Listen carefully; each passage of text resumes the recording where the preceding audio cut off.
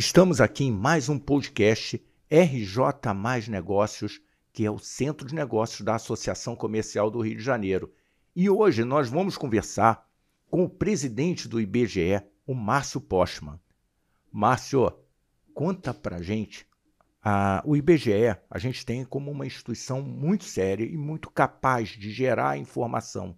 E eu costumo dizer, se você não tem informação, fica muito difícil você saber para que direção você vai, para que sentido você vai. Então, conta um pouquinho para a gente do que é o IBGE, como é que o IBGE está vendo toda essa questão da informação através dos meios digitais. Fala um pouquinho para a gente. Com prazer. Primeiro, agradecendo o convite, a oportunidade de estar aqui na Casa do Empresário do Rio de Janeiro, uma instituição com mais de 2 séculos de existência. Ela se constitui, inclusive, antes de que o Brasil passasse a ter os seus dados oficiais. Essa foi uma luta travada ainda no século XIX. Se me permite até um pouco de história, em 1850, ainda já no Segundo Império, ocorreram 4 leis que vão marcar o Brasil daquele momento em diante. Em 1850, nós tivemos uma lei que definiu o fim do tráfico negreiro. O Brasil era um país de escravos e vivia da importação de escravos da África. E aí há uma determinação em que o Brasil não importará, não trará mais escravos de fora. A segunda lei importante foi a Lei de Terras, que definiu a propriedade privada no Brasil, que não havia propriedade privada. A terceira lei foi a que estabeleceu o Código Comercial, portanto as trocas seriam feitas pelo mercado e trocas com contratos avaliados, regidos pelo Poder Judiciário. E a quarta legislação que tratava do estabelecimento do primeiro censo demográfico no Brasil, que deveria ser realizado em 1852. Né? E já naquela época havia as chamadas fake news, e que colocaram em questionamento esse censo, esse primeiro censo. Havia, na verdade, censos em algumas cidades. Aqui no Rio de Janeiro também já existiam informações sobre o tamanho da população, mas o país não tinha um levantamento, uma contagem nacional, com uma metodologia comum. Então, a ideia do censo ganhou importância ainda no Império. Todavia, surgiu uma notícia falsa de que o censo seria utilizado para identificar no conjunto dos brasileiros aqueles que não eram brancos e não eram escravos, porque poderiam vir então a ser transformados em novos escravos, tendo em vista que havia o fim do tráfico negreiro. Então, e essa notícia falsa gerou uma série de rebeldias em várias províncias do país daquela época e inviabilizou o censo. Somente em 1872 que o Brasil faz o seu primeiro censo demográfico. Era uma sociedade agrária, ainda com escravos. Né? 15% da população era considerada escrava, por exemplo. E somente foi possível porque se criou naquele momento, digamos assim, o que origina as estatísticas no Brasil, que foi a Diretoria Geral de Estatística, criada em 1871, e ela existe até 1930, quando, então, pela Revolução de 1930, se constitui o IBGE, ainda em 1934, como Instituto Nacional de Estatística, que o presidente Getúlio Vargas estabelece a sede desse Instituto de Estatística no Palácio do Catete, e o seu primeiro presidente vai ser Soares Macedo, que era o então embaixador do Brasil, era o ministro de Relações Exteriores, na verdade, embaixador do ministro de Relações Exteriores. E o IBGE é constituído em 1938 e vem até agora, completou agora 88 anos de existência, e é o centro das informações do Brasil. Quem quer pensar o Brasil, entender o Brasil no seu conjunto, ou em partes, por municípios, por estados, por regiões, não tem como não utilizar os dados do IBGE.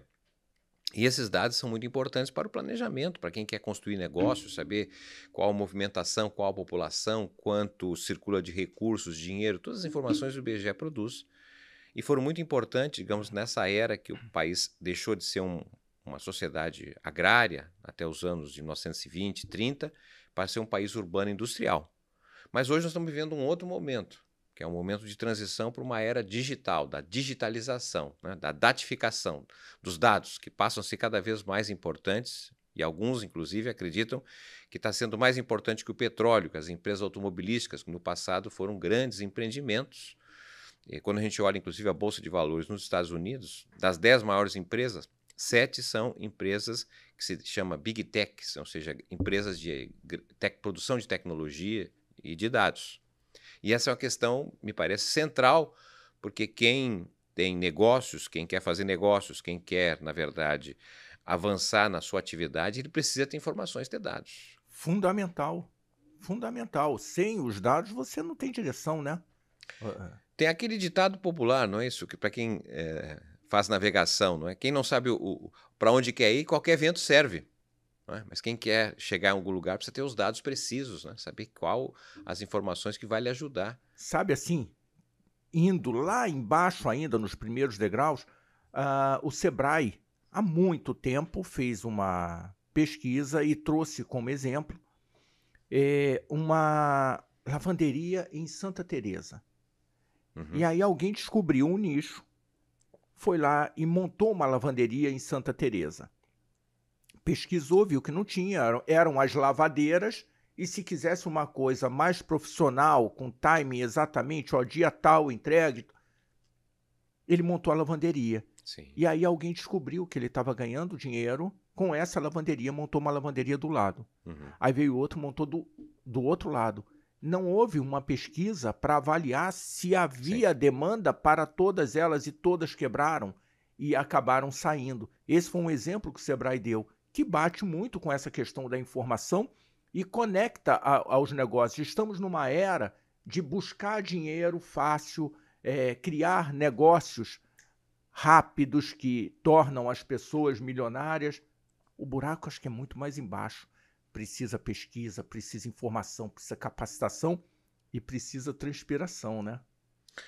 De fato, é muito comum, inclusive, aqueles exemplos de sucesso, né, que mostra uma pessoa ou alguns que tiveram sucesso num determinado empreendimento, mas muitas vezes esse tipo de informação, que é importante, inegavelmente, vem desacompanhado de quantos tombaram, quantos não chegaram a ter um bom negócio. Por isso que me parece importante identificar, não é, aquilo que deu certo e como deu certo, para que isso possa servir de experiência de maneira mais geral, porque a realidade brasileira é muito heterogênea, é muito diferente, cada atividade econômica, não é, tem uma expertise, um conhecimento próprio e uma realidade que está sempre em mutação. Não é? Então, no Brasil de hoje, entendo sim que até nessa oportunidade que estamos aqui conversando, não é? Mais do que nunca a oportunidade do IBGE se abrir também para entender melhor a realidade do empresário aqui no Rio de Janeiro, mas obviamente todo o Brasil, mas já que estamos falando aqui do Rio de Janeiro, porque é uma cidade, é um estado que está vivendo uma transição significativa, uma transição que coloca para a própria cidade. Geralmente, quando a gente fala de cidade, coloca o prefeito, o governador, mas, na verdade, a cidade ela resulta da interação de diferentes segmentos sociais, e o empresariado ele é chave nessa tomada de decisão. Não é? E quanto mais o IBGE puder contribuir, porque, afinal de contas, estamos falando de uma instituição pública que vive de orçamento público, que é nada mais, nada menos que resultado de impostos, taxas e contribuições que os brasileiros pagam, os empresários pagam. Então, nosso dever também é, ao retratar a realidade, produzir as informações, fazer com que essas informações sejam bem disseminadas, que sirvam, na verdade, para quem, de fato, precisa tomar decisão. Olha que excelente essa sua visão, porque nós estamos caminhando nessa linha da criação. O Josier Vilar, que é o nosso presidente, definiu, nós temos que trazer tecnologia aqui para dentro, temos que sair para a era digital e precisamos de informação. Essa era uma discussão que já havia na casa há muitos anos, sem materialização, e ele está dando materialidade a ela, com a criação de um data lake, Sim. onde nós possamos buscar informação, seja de onde as bicicletas da prefeitura saem, para onde vão, seja de ruas que as pessoas caminham mais ou caminham menos, perfil econômico e tudo mais, porque isso é que vai dizer que aquela queijaria pode ser aberta na Dias da Cruz, ou a Dias da Cruz não é uma rua que talvez dê o retorno esperado para aquela queijaria ou para aquela sapataria. Há também uma transformação dos shoppings, né? A gente está Claro. falando de loja de rua, mas é muito possível que se entenda que as lojas devem estar mais perto das pessoas. Nós ainda não sabemos, Elas mas operam no fluxo, né, na circulação das pessoas, e aí depende que tipo de pessoas circulam, não é? Qual horário, o perfil das pessoas. E, nesse sentido, inclusive, o próprio IBGE vem se preparando, porque nós fazemos pesquisas, o IBGE é a única instituição que chega na casa das pessoas, né? É uma instituição que vai e acreditada, né? Porque quando Sim, fala que é o IBGE, o cara fala, tá bom, então vamos responder. certamente, mas também nós vamos nos empreendimentos, né, nas fábricas, no comércio, nos bancos, porque são esses dados que nos permitem, por exemplo, a gente dimensionar o tamanho da riqueza no Brasil, o produto interno bruto, quanto cresceu a economia, o emprego. Então são informações que estão submetidas ao sigilo estatístico, né? Nós fizemos o censo demográfico, fomos a 90 milhões de domicílios no país. E nós temos a informação de quem mora lá, o nome da pessoa, mas ninguém sabe disso. Isso é o sigilo, não é? Isso que nos dá a credibilidade de ter informações e ninguém vai saber dessas informações, né? Porque muitas vezes hoje você tem alguns empreendimentos, não é, que pegam a informação da pessoa e depois vendem a informação, né? Não é o nosso caso, né? E justamente por isso que nos levou, inclusive, a avançar em termos tecnológicos, não é? Porque abrimos uma conversa com as empresas de telecomunicações no Brasil, porque nós gostaríamos de ter acesso às informações do telefonia móvel. Não quero saber o telefone do João, da Maria, não quero saber o nome, são informações desnomeadas, tá certo? Mas com base nas informações do uso do celular, é possível saber, através dos sinais, né, onde estão as pessoas. Então, uma informação do horário, sei lá, 6 da manhã às 8 da manhã, onde há maior circulação das pessoas no Rio de Janeiro, tá certo? É no comércio, é no transporte, é qual via. Essas são informações que você pode fazer pesquisando as pessoas, tá certo? Mas ou você pode utilizar os sinais da telefonia móvel. Então, isso me parece um dado excepcional, porque você pode saber, como até já se sabe, em locais de turismo aqui no Rio de Janeiro, quem são as pessoas que vão lá? São moradores do Rio, ou são moradores de outros estados, são estrangeiros, né? É um número registrado nos Estados Unidos, é um número registrado na Isso. Itália, qual é? Isso é extremamente relevante até para a gente saber que tipo de ação, olhando pelo lado empresário, né? Que tipo Sim, de ação evidente. você promove? E para o governo, qual é o tipo de informação que ele vai dar e para se comunicar com o italiano, com o americano, Não, imagina você fica sabendo aqui, por exemplo, sei lá, políticas de quantos incentivo gaúchos, ao turismo? vêm aqui para o Rio de Janeiro, quanto tempo fica, não é? Aonde eles ficam, por exemplo, e o pernambucano que vem para cá fica, não sei. Tudo isso são informações que podem ser perfeitamente adequadas para um tipo de atividades, não é? Então, essa é um pouco a nossa preocupação, de como o IBGE pode estar atualizado tecnologicamente, modernizado, para que as suas informações estejam à disposição de quem, de fato, precisa delas para tomar decisão, não é? O IBGE não é um fim em si mesmo, né? Na verdade, ele é uma instituição para prestar serviços de informação, de dados, para quem, em última análise, também paga impostos para a própria sobrevivência do IBGE, mas que tenha utilidade, né? Que seja disseminada essa informação mais amigável também, né? Porque às vezes a inflação foi não sei quantos por cento, 0,4%, mas como é que esse 0,4% ele é composto? O que subiu mais, o que subiu menos, né? Então, são informações que o IBGE produz e podem ser melhor disponibilizadas a quem interessa. Você sabe uma coisa muito interessante? O Rio de Janeiro, eu tenho visto uma tendência a ele ir mais para a área de serviços, um aumento Sim. da prestação de serviços. Como é que o IBGE está avaliando essa tendência? Se é uma tendência também que o IBGE visualiza como real e como que ele está vendo? Porque isso para a gente aqui na Associação Comercial é de extrema relevância. Sim. Para onde nós vamos olhar? Para os pequenos e micro, para o médio. Nós criamos aqui um conselho de comunidade. É serviço, é indústria. Precisa avançar com a indústria no Rio de Janeiro? O que a gente... Qual é o nosso perfil segundo uma visão mais holística do IBGE, né? Não, até mesmo que é o comércio, não é? É compra e venda. É só mercadoria ou é compra e venda de prestação de serviços? Uma lavanderia? Exatamente, não é? Então, até mesmo reconhecendo, e nós não temos essa informação, estamos trabalhando nesse sentido, de entender, por exemplo, as chamadas redes sociais. Redes sociais hoje monetizadas, né? Tem um universo de brasileiros e brasileiras, né, que ganham a vida operando nas redes sociais. São os influencers, youtubers, os jogos, né, as apostas. Tem um mundo aí nesse sentido. E isso é um comércio de informação, de dados, tá certo? De mensagens, fotografias e etc. E esse é um ramo que aparentemente está muito distante das atividades tradicionais de compra e venda de mercadorias, já exercida há muito tempo, né?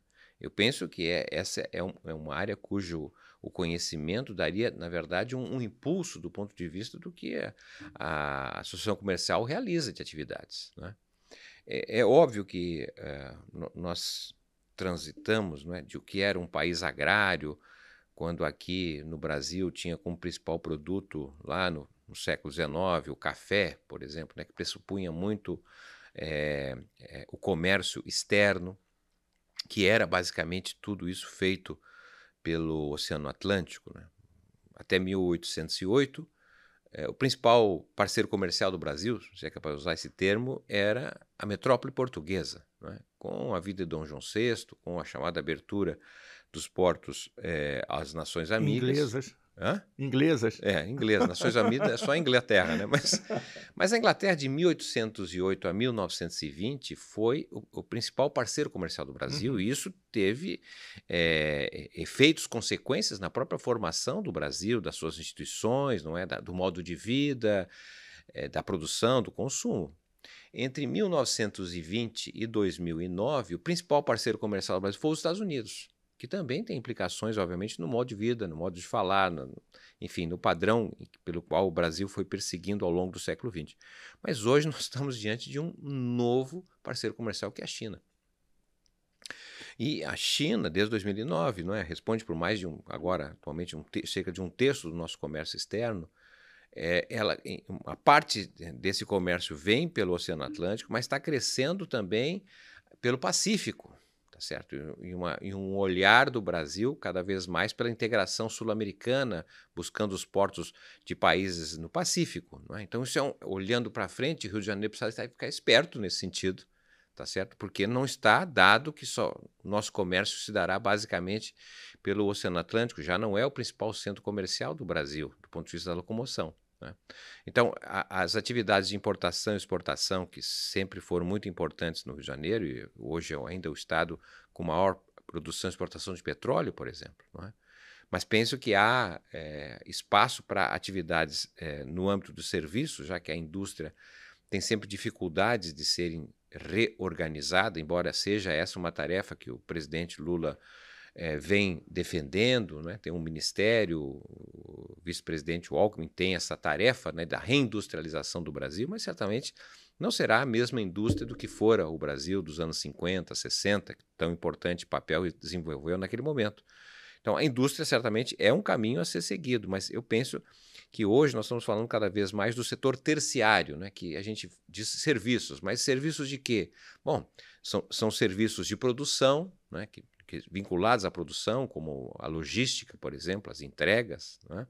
Mas nós temos serviços sociais, né, educação, saúde, estamos vendo um processo de envelhecimento, e aqui no Rio de Janeiro há um destaque especial para essa parcela maior da população com mais idade, né? Então, são pessoas que exigem cuidados, né?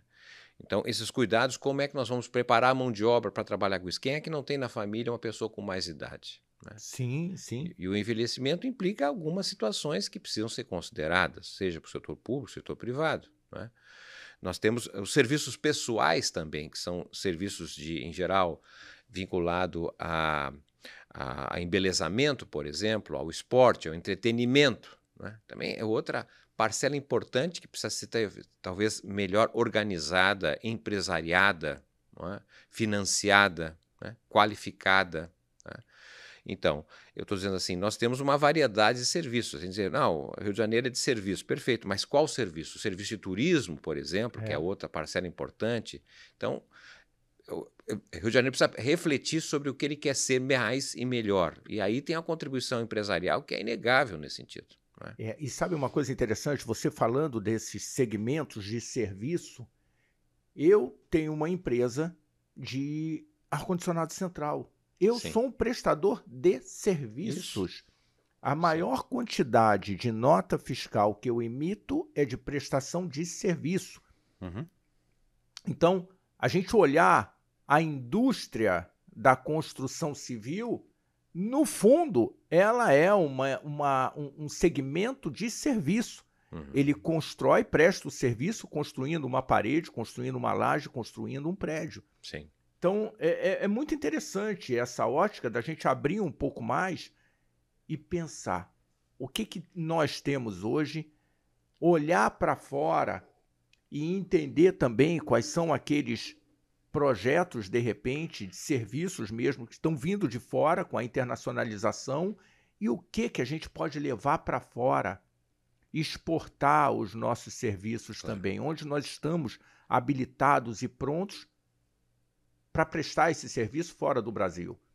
Eu penso, concordando contigo, que o Brasil está vivendo um momento excepcional, que é um momento de planejar o seu presente e futuro, né? Nós viemos já de uma longa jornada em que nós estivemos prisioneiros praticamente do curtíssimo prazo, né? Tentando administrar as emergências.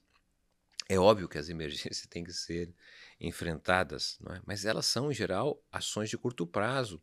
E o país precisa voltar a discutir o presente e, sobretudo, o seu futuro. Para onde nós vamos, né? Eu pertenço a uma geração que lá no final dos anos 1970 e 80 se debatia a respeito do que o Brasil seria no ano 2000, na mudança do século, o que vai ser o Brasil, isso, aquilo, a direita, a esquerda, não interessa aqui, mas havia digamos assim, um impulso exatamente sobre o amanhã, não é? E isso foi se perdendo, se desgastando e, de certa maneira, o país perdeu uma utopia, né? Isso, de certa maneira, fez com que cada um olhasse para si próprio, perdesse a dimensão do coletivo, do conjunto, foi enfraquecendo as instituições de representação de interesses, né? Hoje a gente vê um certo descrédito de partidos políticos, não é? A profusão de notícias falsas, há um descrédito generalizado. É preciso que o país pare nesse sentido e olhe para frente, né? Então, estamos aqui numa casa que tem uma trajetória, não é, de representar um pensamento, uma vontade coletiva de um segmento estratégico. E com reputação ilibada. Exatamente. Eu acho que é de extrema relevância, né? Nós participamos de todos os processos, inclusive os eleitorais, como ouvintes, e criando essa proximidade, mas sem tomar partido nem de um lado, claro, nem de outro. O partido é um nacional, o interesse nacional. A nossa questão são projetos. Isso.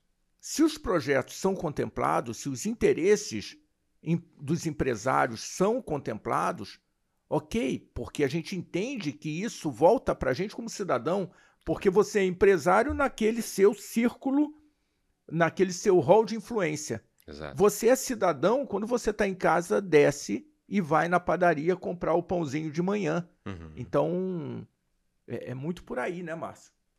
Não tenha dúvida. Então, esse momento me parece importante a gente reprisar mais uma vez o fato de que está nas nossas mãos a definição melhor do nosso presente e, sobretudo, do nosso futuro. Vamos olhar, por exemplo, o que vai ser a associação comercial, os comerciantes do Rio de Janeiro em 2050. Mas 2050 são menos de 26 anos, né? E lembrando que a população, aqueles que vão trabalhar, os empresários do Brasil em 2050 já nasceram. Que educação, que orientação nossas gerações têm a oferecer para esse segmento que daqui a um pouquinho estará liderando as nossas empresas, estará trabalhando, estará à frente de várias instituições.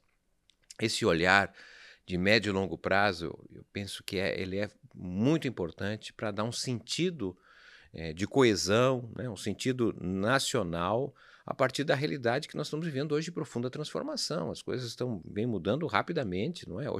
Nós tivemos a semana passada o caso aí do chamado apagão, né, cibernético, quer dizer, parou parte do acesso à internet, e isso revelou um conjunto grande de problemas, né? O Brasil até nem foi tão exposto a isso, mas vários países ocidentais foram expostos a isso, o que reflete a profunda dependência das instituições, das pessoas, não é? Isso é uma realidade, mas essa realidade a gente é favorável, não é favorável? O que a gente pode fazer num contexto que podemos ter novos apagões, né? Não só de energia elétrica, agora da internet. Então, são novas questões que estão colocadas, né? E, às vezes, por estarmos muito prisioneiros, né, contaminados pelas emergências do curto prazo, a gente vai perdendo a dimensão do que é o estratégico, né? O que é a essência, muitas vezes, da atividade produtiva, atividade econômica do país. E você colocou um ponto, me parece, muito importante, que está relacionado aos serviços que a gente produz, não é? E o que nós podemos fazer substituindo os serviços que vêm externamente, criando capacidade própria, nacional, para que isso se desenvolva? O que nós podemos levar de serviços para fora do país, não é? Hoje nós temos uma pauta de exportação fortemente concentrada em produtos primários. Ainda bem que temos, né? Porque isso nos dá segurança na conta de capitais ou na balança de pagamentos, se quisermos, né? Mas será que nós não temos capacidade também de ampliar a nossa pauta de exportação, não é? Com outras atividades, com outros produtos, e no caso serviços? Porque o Brasil tem know-how, tem capacidade, tem um acúmulo empresarial que poderia responder a desafios que nós precisamos olhar, então, não apenas a realidade desse momento, mas para frente o que podemos fazer. É verdade, você está falando uma coisa muito interessante. Você falou lá da relação que os portos têm, essa relação pelo Atlântico, né? Nós temos o porto de Itaguaí. Eu me lembro do seu Eliezer falando, olha, quando a gente criou aquele porto, era para ser o maior porto do hemisfério sul. Temos um calado ali extraordinário. Por que a gente não está explorando? E aí também, a conexão ao que você está dizendo, será que a gente não tem que partir para um segundo degrau e começar a agregar valor no minério que está sendo exportado através do Porto de Itaguaí? Será que, através de um blockchain, a gente não consegue trazer a soja do Mato Grosso, que é 20% mais proteica do que a do Rio Grande do Sul, e ali sim agregar um valor a partir do momento que ela não é misturada num silo em Santos? Nada contra São Paulo. Eu acho que os dois estados, os municípios, se complementam. E é assim, as nossas lutas não são a luta de Rio contra São Paulo, nada disso. A nossa luta é esse cluster, essa megalópole lutando contra outra megalópole, a maior do hemisfério sul, lutando com outras megalópoles no mundo. Exato. Essa é a nossa. Então, se a gente não tiver conversando muito bem com São Paulo e Minas, a gente é mais fraco. Eu acho que é um pouco por aí, né? A gente olhar para o que a gente tem e falar assim, gente, vamos construir uma zona de processamento, a exportação, e produzir, agregar valor ali em Santa Cruz, em Itaguaí, e levar o nosso produto para fora, trazer pela ferrovia que já existe, há um entroncamento em São Paulo, e a mesma ferrovia que chega em Santos chega hoje, por maior que tenha sido o desmantelamento da rede ferroviária no Brasil, ela chega hoje com carros chegando no Porto de Itaguaí. Será que a gente não consegue trazer de Sorriso? Será que a gente não consegue trazer lá do Mato Grosso para cá? E assim várias outras questões, né? E vai passar pela ciência de dados, pela coleta dos dados, pela comparação. É muito por aí, né? Esse é um ponto substancial, né, na estratégia do desenvolvimento brasileiro, já olhando então o segundo quarto desse século, porque nós temos que olhar o Brasil de 2025 a 2050. Sim. O primeiro quarto já praticamente se encerrou, né? E sobre isso é certamente importante também entender o quanto o federalismo brasileiro, não é, ele opera muitas vezes pelo âmbito da competição, não é, e não da cooperação. A sua exposição aqui mencionava justamente a necessidade de cooperarmos, não é, entendendo que há complementariedade entre diferentes municípios e estados, e essa complementariedade, quando convergente, quando constituída dentro de uma estratégia, ela, de certa maneira, é muito favorável à nação como um todo. Porque, do contrário, a competição interna, não é, ela nos enfraquece. Obviamente é uma soma quase de resultado negativo. Um melhora, mas o outro piora. Então, o país não ganha nesse sentido, não é? Excelente. E nós estamos diante de um acirramento da competição. A globalização impôs, não é, um aprofundamento da competição, e uma competição que vem se dando cada vez mais pela concentração do poder, de uma espécie de oligopolização. Esse tema que falávamos anteriormente sobre a questão das big techs, né, das tecnologias, da internet, não é? São pouquíssimas empresas, né? O Brasil depende delas praticamente, que elas não produzem nada no Brasil, praticamente não empregam no Brasil, não pagam impostos, não é? Mas a informação está chegando aqui, está sendo vendida aqui, né? Pois é, isso que eu ia dizer, o que a gente chama assim uma nova dependência externa, porque o IBGE ele deve fazer um censo demográfico, ir na casa das pessoas, saber como é que as pessoas vivem, quantos brasileiros são, etc., de 10 em 10 anos. Infelizmente, o Brasil não conseguiu fazer o censo em 2020, acabou fazendo em 2022. Foram 12 anos, né? Uma defasagem enorme no tempo. No entanto, hoje, essas grandes empresas, corporações de tecnologia, elas fazem um censo praticamente diário. Porque ao final do dia, não é, eles têm um acúmulo de informações que nós passamos através das redes sociais que nós utilizamos, cuja política de privacidade nos informa que todas as informações, mensagens, dados, músicas, roteiros, deslocamento, tudo isso não nos pertence, porque se a gente não aceitar a política de privacidade, você não tem acesso àquela rede, não é? Então, todas as informações são dados brutos, não é? Mas esses dados brutos são trabalhados, tá certo? E viraram hoje um modelo de negócio altamente rentável, não é? E isso significa uma parte da riqueza do Brasil, que são esses dados, estão sendo deslocados para o exterior, né, com ganhos exorbitantes. Então, esse é outro ponto importante, porque hoje, quem não tem acesso às redes sociais, por exemplo, fica mais difícil colocar o seu produto, ser anunciado, não é? Nós tínhamos um passado em que bastava a gente ter algum recurso e divulgar na televisão, não é? No jornal, na rádio. Isso segue sendo importante, mas a gente sabe que hoje as pessoas no Brasil se informam mais através de um mensageiro. É um canal de mensagens pela internet. Olha que excelente o que você está dizendo, essa história até mesmo das fake news, né? Elas permeiam num nível que a gente acaba não percebendo. E eu vou dar um exemplo. Eu presidi até abril desse ano o Conselho Nacional de Climatização e Refrigeração e Eficiência Energética. E, de repente, vinha lá alguma coisa do Instagram dizendo novo ar-condicionado revolucionário por sei lá quanto, qualquer valor, R$600 ou coisa do gênero, e que refrigera uma sala de 50 metros quadrados. Aí você fala, não faz sentido. Em primeiro lugar, a forma de você colocar, porque você precisa saber da carga térmica e não da dimensão da sala. Ela no Rio Grande do Sul tem um perfil, no Rio de Janeiro tem outro perfil. Então já começou a fake news por aí. Sim. E aquela máquina não tem a mínima condição de fazer isso acontecer na linha dos splits também, né? Permear o mercado. Espera aí, o split tem filtro? Não, o split tem uma tela.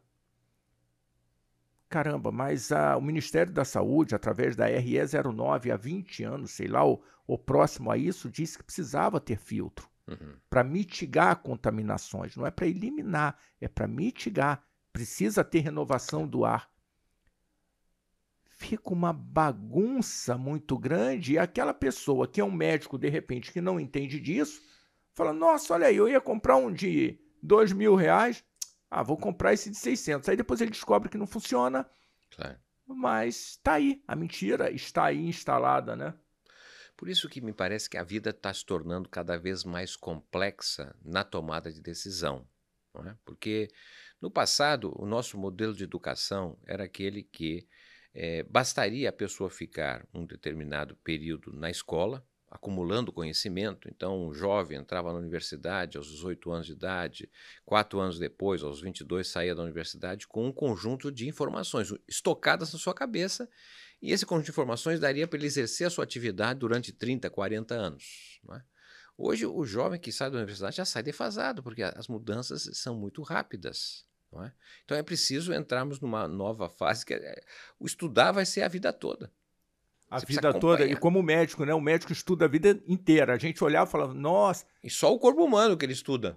é E a verdade, um complexidade. recorte ali, straight ahead, né? Exatamente. E É a especialista no olho direito. É verdade. Assim, a sociedade como um todo vai passar a vida estudando até mesmo para não consumir essas fake news. Mas uma coisa muito importante, ô Márcio, é saber onde buscar a informação. Exato. Essa é uma missão que nós temos aqui através do nosso centro de negócios da Associação Comercial e externalizando com esse podcast para gerar a informação limpa.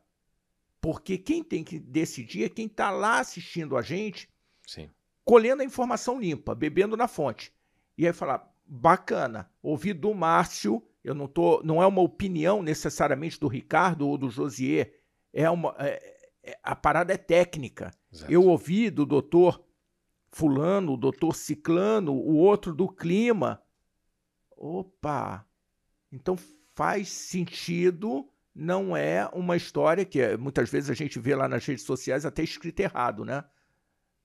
Aí você fala, nossa, puxa vida, então, se ele não sabe nem falar, não conhece o português, como é que ele quer formar uma opinião? Essa referência que tu fazes, ela, de certa maneira, espelha a alteração no padrão de verdade.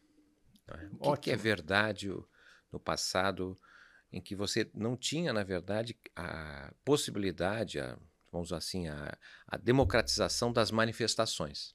Né? Então, a internet abriu o conjunto de possibilidades das pessoas se manifestarem. Agora, essas manifestações, em grande medida, não são manifestações que estão assentadas, não é, numa preparação, numa opinião que foi forjada anteriormente. Então, essa pulverização de manifestações leva a você não saber mais o que é verdade e o que não é verdade. Não é? Lei de Dunning-Kruger, né? Então, no passado se dizia informação é poder. Hoje está se dizendo assim, será que a desinformação não é o poder?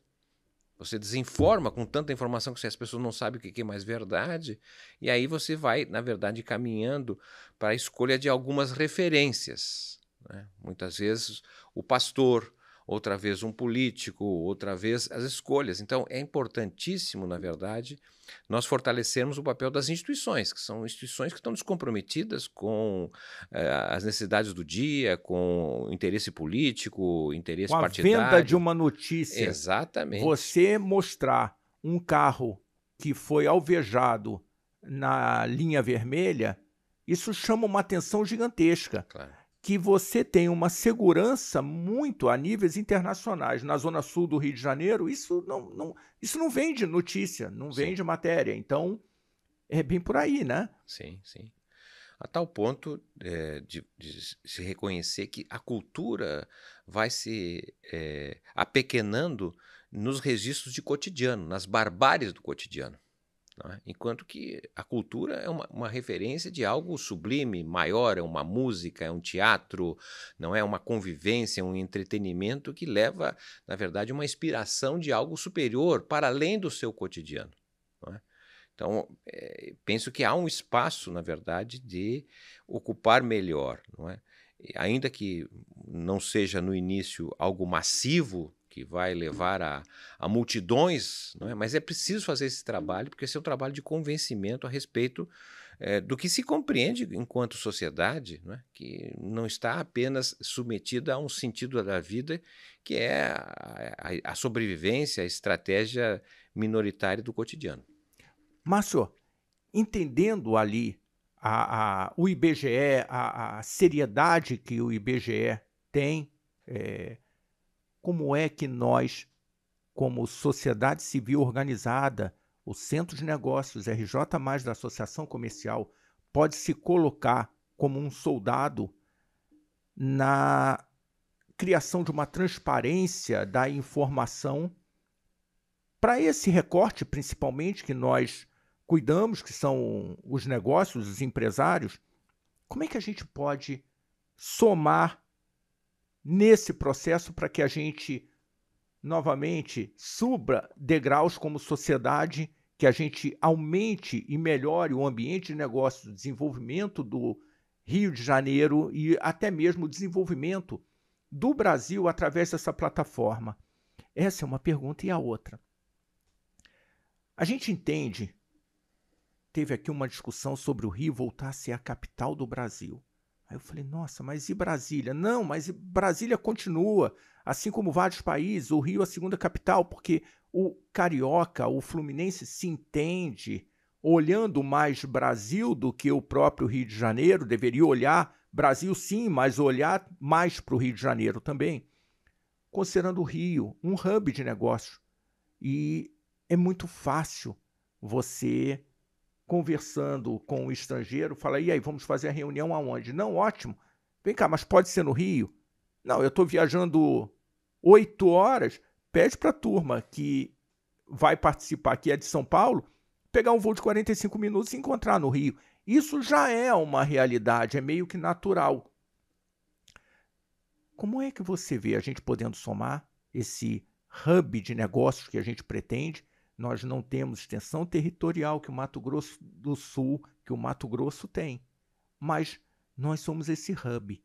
E aí, recebendo essas demandas, nós levamos também para o resto do país nessa cooperação dentro de casa, vamos chamar assim.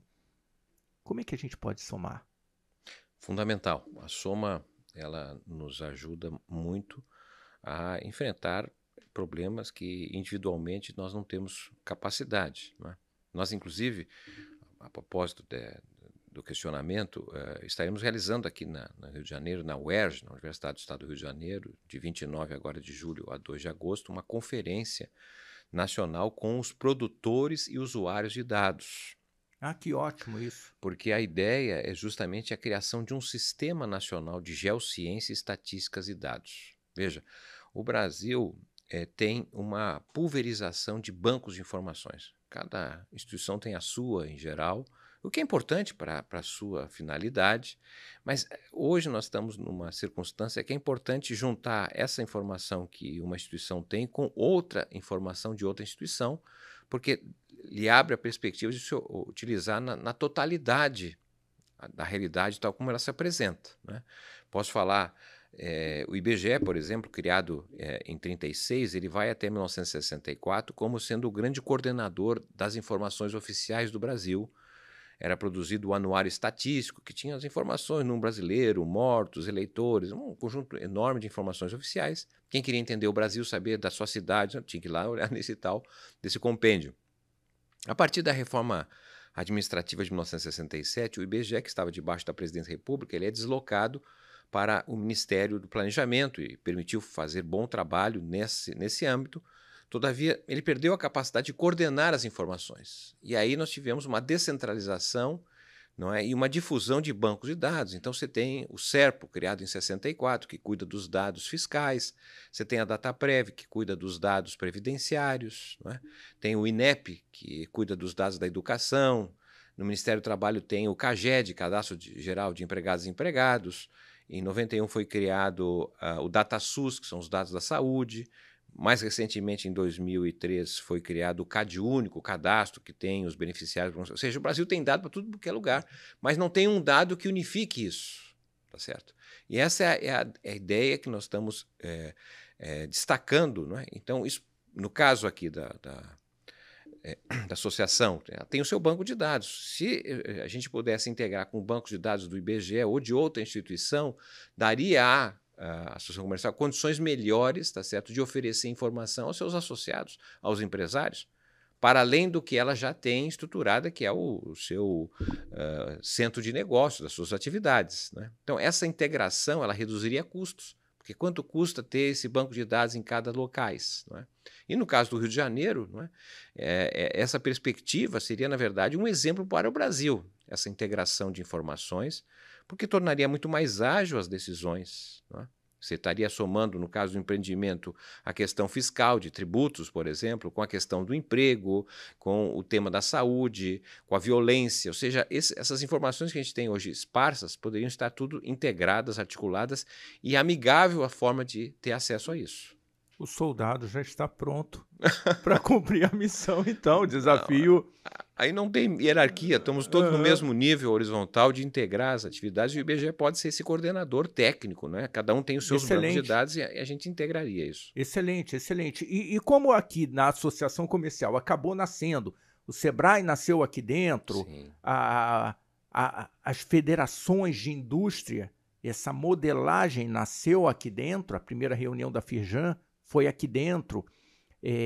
Então, eu acho que faz muito sentido, até mesmo a Confederação das Associações Comerciais do Brasil nasceu aqui dentro, a gente conversa muito bem, então a gente pode, no modelo criado, replicar e ir para essas outras 2.500 associações aproximadamente que tem no Brasil. Perfeito. Então você ganha mais poder. E você falou do cadastro de empregos. Hoje a gente tem um bolo de microempresas, empresas pequenas que mudam essa visão, né? Opa, diminuiu a quantidade de empregados, mas aumentou aqui as empresas individuais, né? Sim. Então não necessariamente as pessoas estão desempregadas. Não. É uma mudança, na verdade, na forma da atividade das pessoas, né? É verdade. É verdade, que é uma tendência natural. Márcio, eu acho que a gente tem muito para desdobrar, já proponho até... Podemos fazer outra vez. Isso, criar até uma trilha para que a gente esclareça como que pode acontecer ou como que a gente pode colaborar com esse processo. Considerações finais.